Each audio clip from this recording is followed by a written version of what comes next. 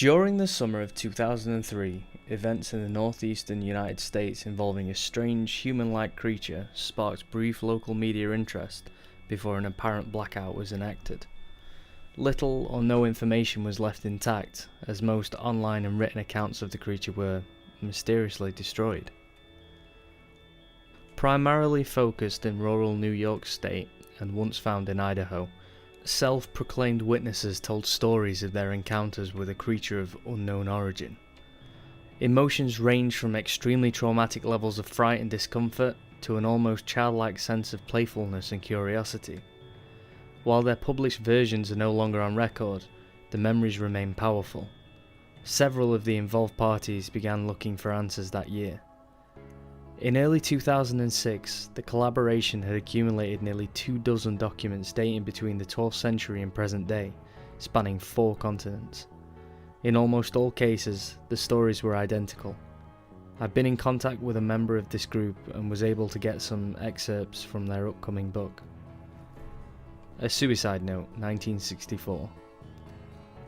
As I prepare to take my life, I feel it necessary to assuage any guilt or pain I have introduced through this act.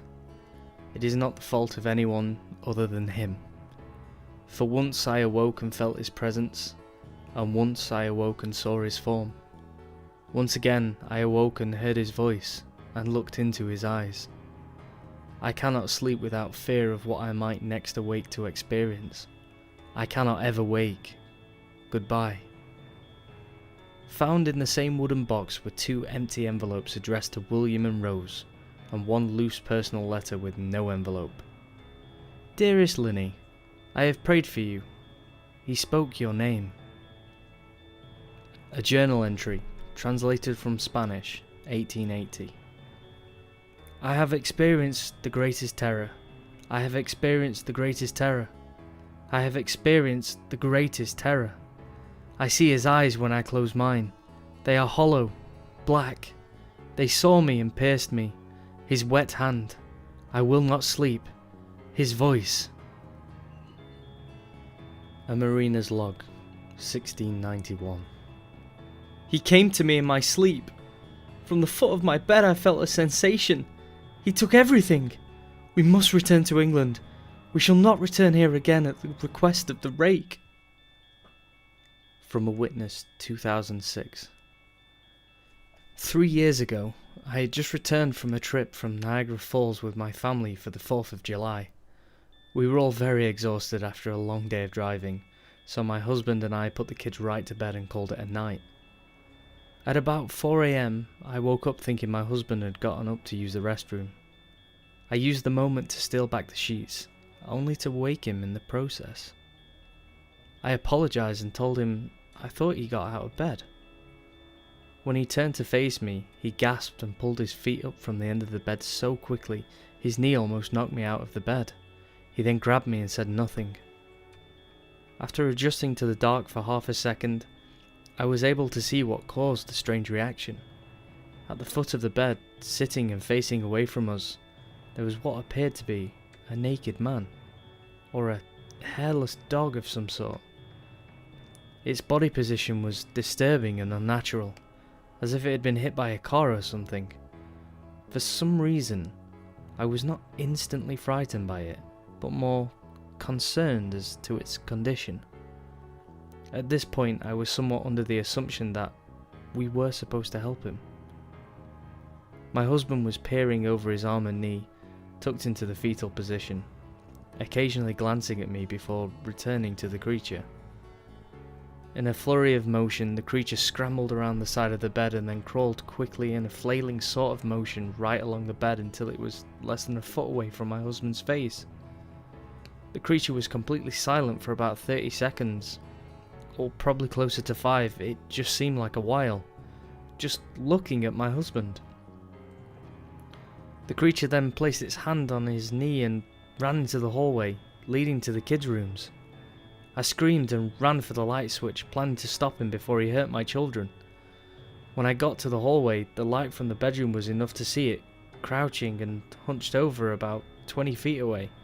He turned around and looked directly at me, covered in blood. I flipped the switch on the wall and saw my daughter Clara.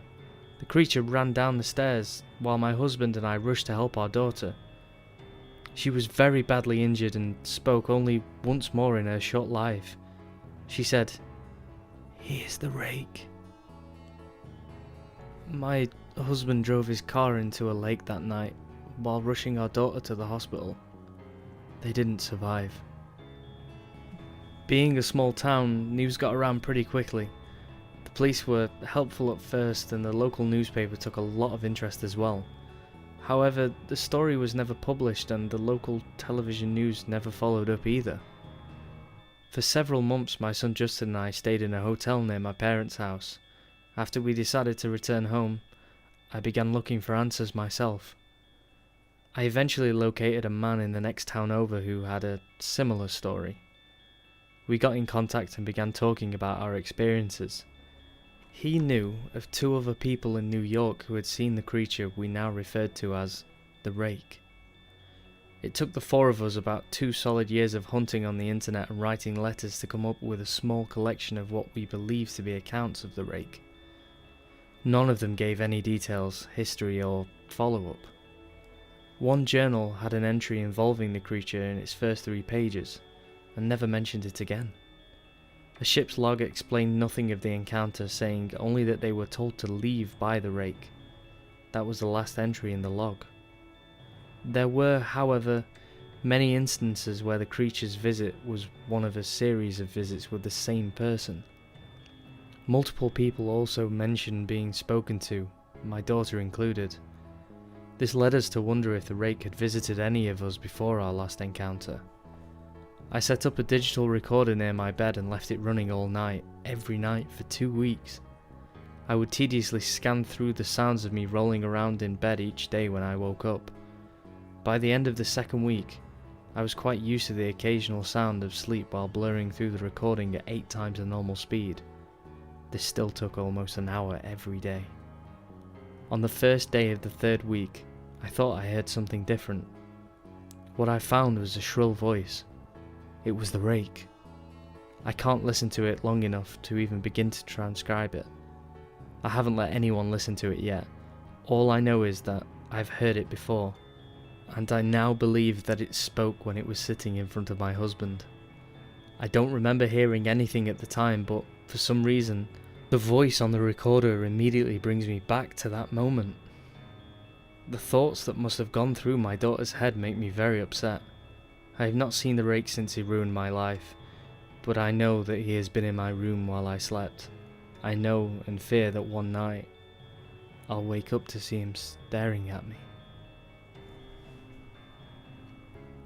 Hey guys, and thank you once again for listening to the latest in my CreepyPasta series. This was one of the first creepypastas that I ever listened to when I was trying to go to sleep, and it was one of the ones that kept me up, so it's really been one that I've been excited to do, but I didn't want to do it straight away just because I wanted to do it some justice and get everything that I think I can improve on in order before I do it. So hopefully I've done it a small portion of justice rather than destroying it completely. Once again, thank you for all the comments and the feedback that I've received. I've had an influx of subscribers as well, which is great, and I appreciate every single one of you. Take care.